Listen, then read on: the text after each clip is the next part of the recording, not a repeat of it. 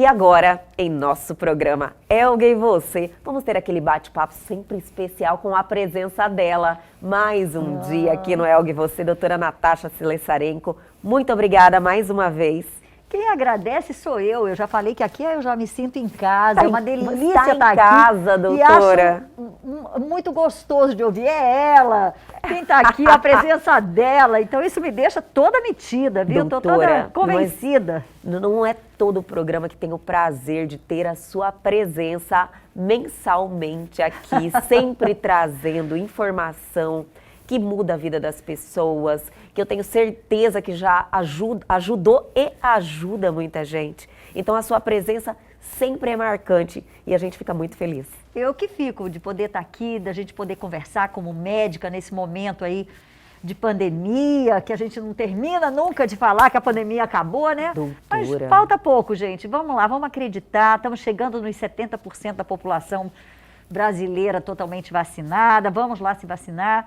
Porque vai chegar, vai, a gente já está sob controle, mas algo surgiu aí no meio desse caminho, né? No fim dessa pandemia, aparece, isso, né? Que eu acredito que reacendeu aquela preocupação, né? As pessoas estavam já com aquela esperança e aí veio essa nova variante. Doutora Natasha, que você nos conta. Veja bem, Elga, quem é essa nova variante?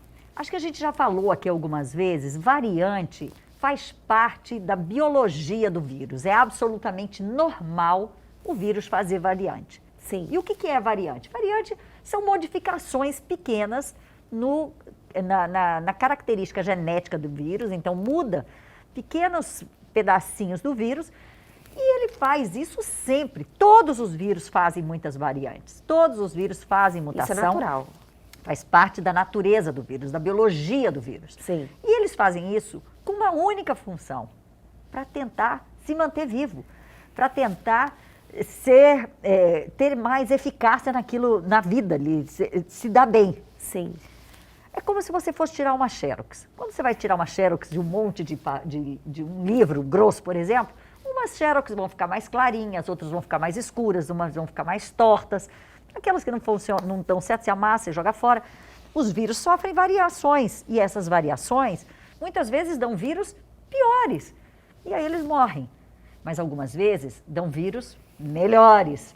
E esses vírus ditos melhores para ele, para o vírus. Sim. E aí esses vírus então são chamados de variantes. Existem basicamente dois grandes grupos de vírus da Covid-19 que são variantes e são classificados em dois grandes grupos. Os chamados variantes de preocupação, que são os VOCs, Variants of Concern, e tem os variantes de atenção.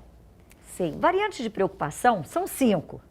Alfa, que era a antiga B117, que foi descrita no Reino Unido há um ano atrás. Beta, que foi descrita na África do Sul, a B1351. Depois a Delta, que foi descrita na Índia. E, por último, a Gama, que é a P1, que foi descrita no Brasil.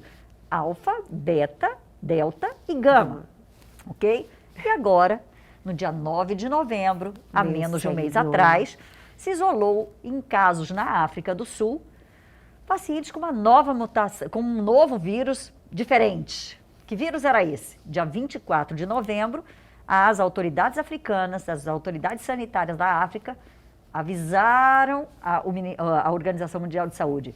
Organização Mundial de Saúde, descobrimos uma nova cepa do vírus aqui, que agora está sendo responsável por quase a totalidade dos casos. Quem era essa nova cepa?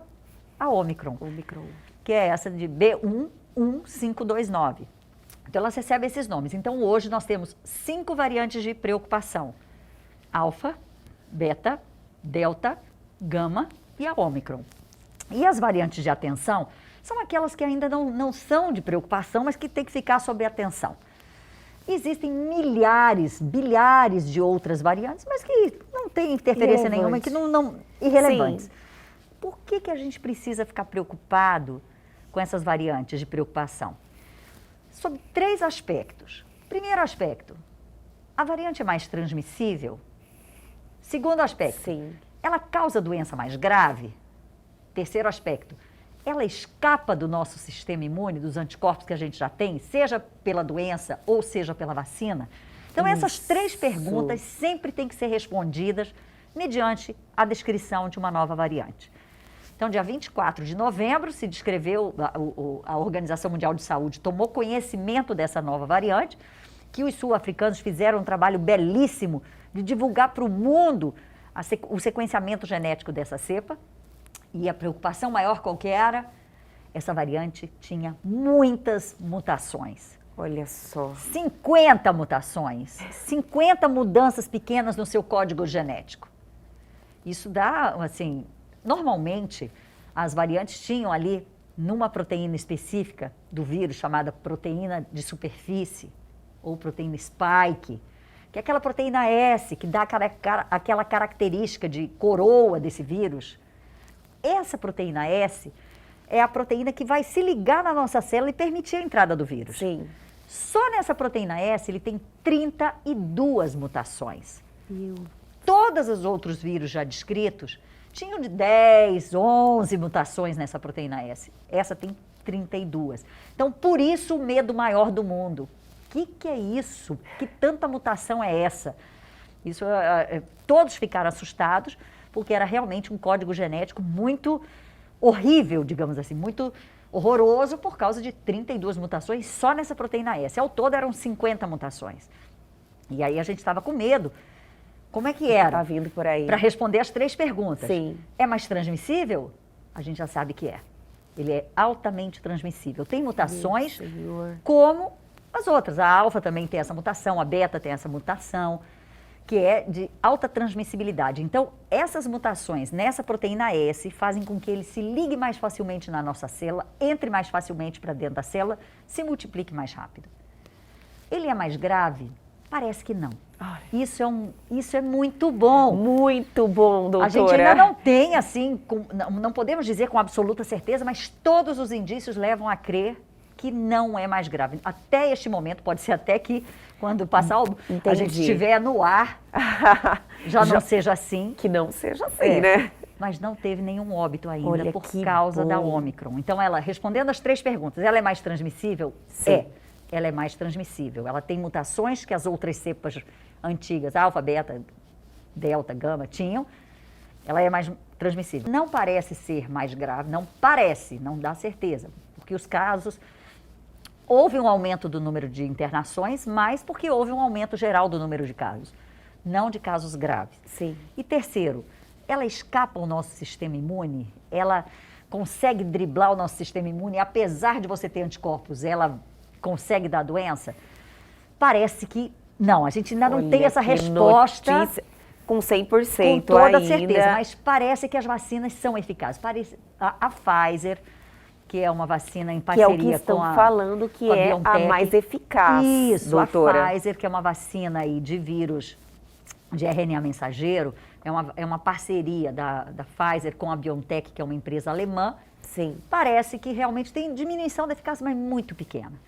Diferente da cepa, a beta, por exemplo, que quando foi descrita na África do Sul, no início do ano, o que aconteceu? A vacina da AstraZeneca, que é uma vacina de vetor viral, ela foi suspensa na África do Sul porque a eficácia dela era muito baixa para a cepa, para essa nova variante chamada de variante beta. Sim. Então não se faz a vacina da AstraZeneca na África do Sul porque para a variante beta ela realmente tem uma baixa eficácia. Olha só. Não é?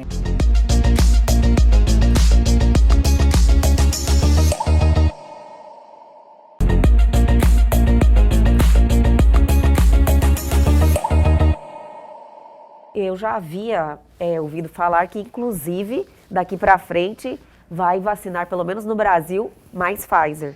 Isso procede, doutora? Procede. Na verdade, assim, a gente teve aí no início, o que a gente tinha era a Coronavac, que é uma vacina de vírus morto, é a plataforma mais conhecida de vacina, que é de vírus morto. Sim.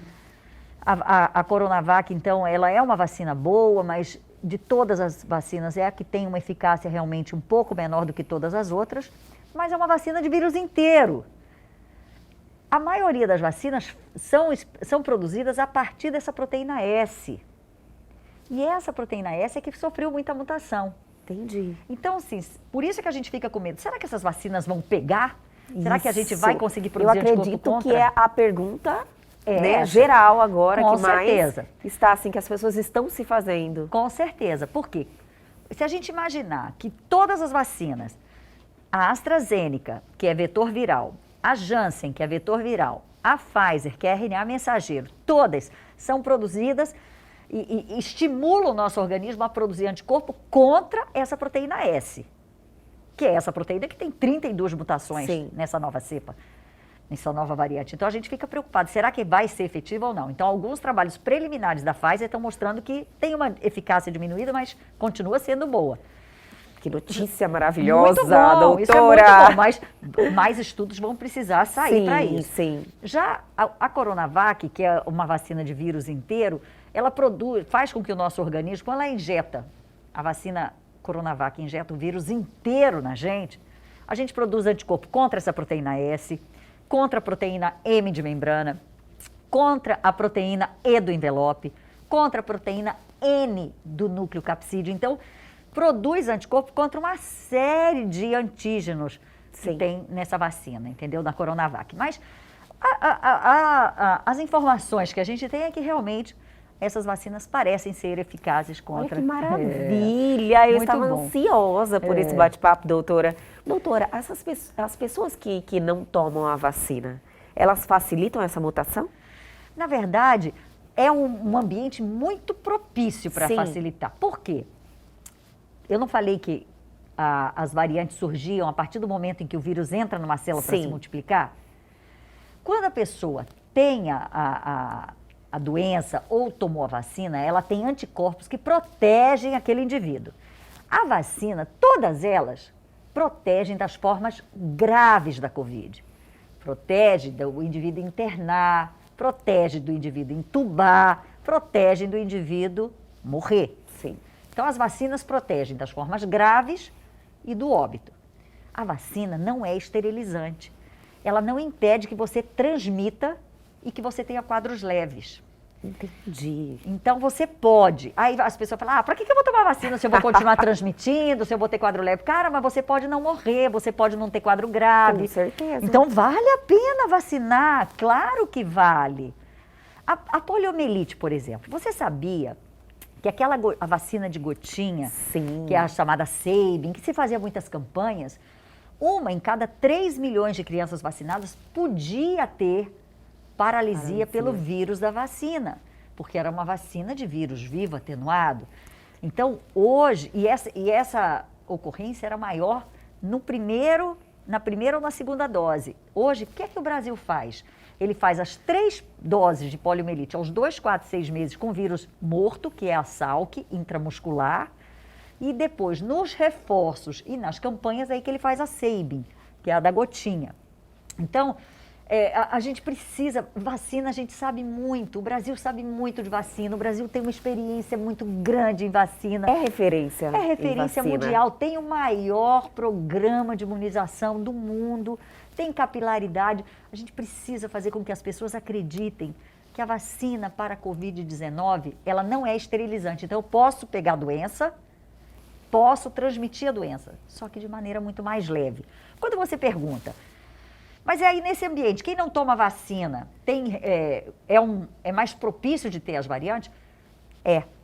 Não só quem não toma, mas mesmo quem toma vacina pode pegar o vírus, só que aí o vírus se multiplica muito pouco. Porque a variante surge quando o vírus está se multiplicando. Sim. Quando a gente já tem anticorpo, seja pela vacina ou por uma doença prévia, quando o vírus entrar no meu organismo, ele vai se multiplicar pouquinho, porque ele vai encontrar anticorpo, vai encontrar imunidade celular, que é outra imunidade fantástica que a gente ainda não consegue medir laboratorialmente, assim na prática, mas em laboratório de pesquisa se mede. E o indivíduo, então, desenvolve quadros muito leves ou nem desenvolve nada. Então, assim, o vírus multiplica pouco nesse indivíduo que tomou a vacina ou que teve uma doença mais importante que ficou com imunidade.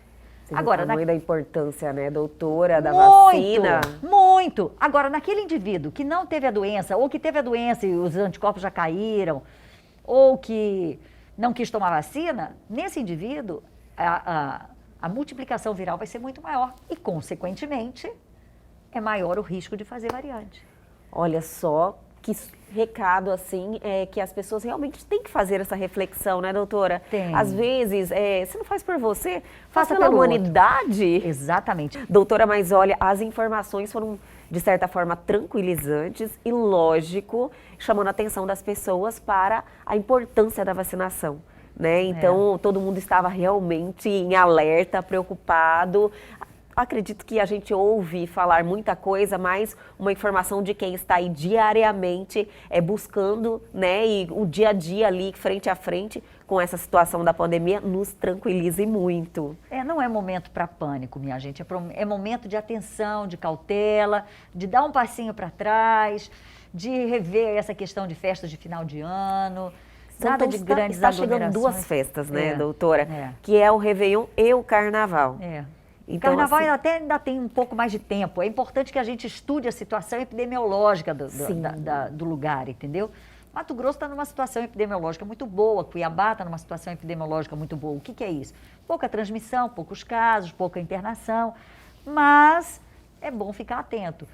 Não deixar de usar as máscaras, não deixar de lavar frequentemente as mãos, não se aglomerar, evitar aí... manter o distanciamento social, os ambientes, preferir sempre se encontrar em ambientes ventilados e, por último, tomar a vacina.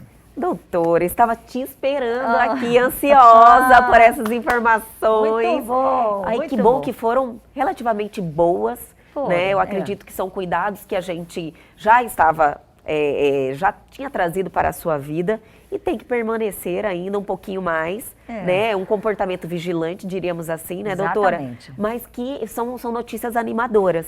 Não tenho dúvida. Eu acho que a gente tem aí mantermos mais um pouquinho aí sobre essa atenção, sobre essa cautela e para que a gente possa aí entrar 2022 aí com novos ares, com novas alegrias. Realmente uma virada de verdade, né, doutora? Vamos ver, mas não podemos ir aí com muita... Sim. Não podemos ir aí... Emocionar, né, agora, querer festar. E com muita emoção. Ainda não está no tempo, né? A gente vai precisar ainda de mais um tempo aí para a gente entender um pouco melhor dessa variante, para a gente então aí poder realmente ter uma vida mais próxima do normal possível. Mas, por enquanto, ainda recomendo aí que as medidas sejam tomadas e os cuidados sejam mantidos. Então, tem que ter a responsabilidade, né, doutora, consigo mesma e com o próximo. Com o próximo. E está tendo muito caso também de infecção pelo vírus influenza da gripe. Isso é verdade, doutora? Muito. Está tendo muito caso de gripe, muito caso de síndrome mão-pé-boca, de herpangina. Que é uma das pautas que eu gostaria muito que nós fizéssemos aqui. Eu vi no seu Instagram. Vamos. Síndrome de pé, mão e boca. Vamos fazer. Vamos fazer na próxima? A hora que você quiser. É sempre um prazer estar aqui falando ainda mais de uma criança, que eu amo as minhas criancinhas. Quero muito. Então, na próxima já está marcado, doutora. Vamos falar. Então, se não nos vermos ainda neste ano, feliz ano novo. Ai, querida, obrigada. Para você também, que o Natal venha para cada um de nós com essa representação que realmente é o Natal. Que Jesus renasça no coração de cada um, que o amor, que a fraternidade, que a alegria, que a compaixão, que a empatia possam realmente fazer parte do nosso dia, do nosso dia a dia. Tem uma música da Roupa Nova que eu amo, não sei se você conhece, ela diz assim: se a gente é capaz de espalhar a alegria, se a gente é capaz de toda essa magia, eu tenho certeza que a gente podia fazer com que fosse Natal todo dia. Não é lindo? Maravilhoso! Então, que todo dia seja Natal. Muita gente perdeu parentes nesse ano, foi um ano muito difícil, mas que 2022 vinha trazendo aí toda a energia e toda a esperança para que a gente possa realmente sair dessa e viver momentos muito mais felizes. Essa é a doutora Natasha Celesarenko. Olha, sempre é um prazer te ter aqui, de verdade. E eu estou ansiosa para a nossa próxima pauta, doutora. Quando vocês quiserem. Muito obrigada. Eu que agradeço e estou sempre à disposição. Obrigada.